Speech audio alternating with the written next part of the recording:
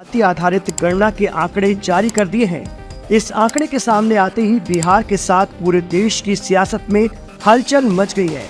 सत्ता पक्ष और विपक्ष के नेताओं के बीच इस पर जमकर बयानबाजी हो रही है।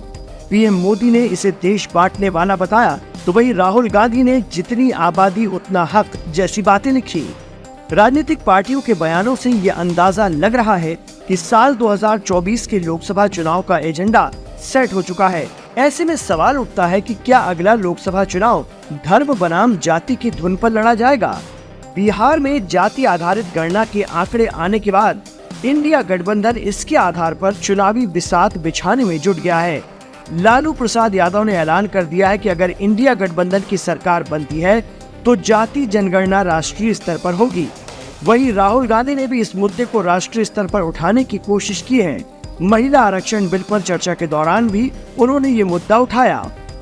प्रधानमंत्री मोदी ने छत्तीसगढ़ की चुनावी रैली में कांग्रेस पर जोरदार हमला किया। उन्होंने कहा कि कल से कांग्रेस ने एक नया राग आलापना शुरू कर दिया है। ये कहते हैं कि जितनी आबादी उतना हक।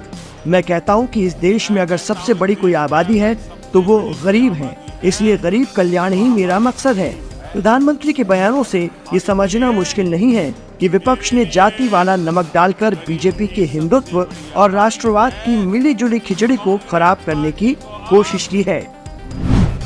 जाति पर विपक्ष एकजुट।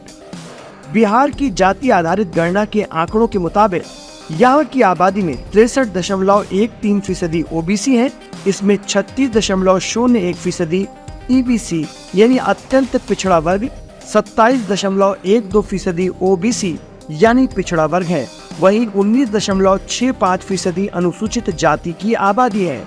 दिलचस्प बात यह भी है कि इंडिया गठबंधन में विभिन्न मुद्दों पर भले ही थोड़ा बहुत मतभेद रहा हो, जाति के मुद्दे पर ऐसा नहीं दिखता। चाहे कांग्रेस हो, आरजेडी, जेडीयू या फिर समाजवादी पार्टी, जाति जनगणना को लेकर सभी एक राय हैं। ओबीसी बनेगा विपक्ष का हथियार।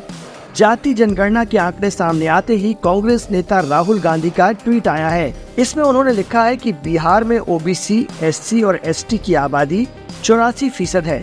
उन्होंने केंद्र के 90 सचिवों में सिर्फ 3 ओबीसी के मुद्दे को भी उठाया और भारत के जातिगत आंकड़े जानने की बात पर जोर दिया। कांग्रेस नेता ने कहा कि जितनी आबादी उतना हक, यह हमारा प्रण है। इससे साफ होता है कि इंडिया गठबंधन आगामी विधानसभा और लोकसभा चुनाव में इस मुद्दे को जरूर उठाएगा। विधानसभा चुनाव में भी चलेंगे दांव।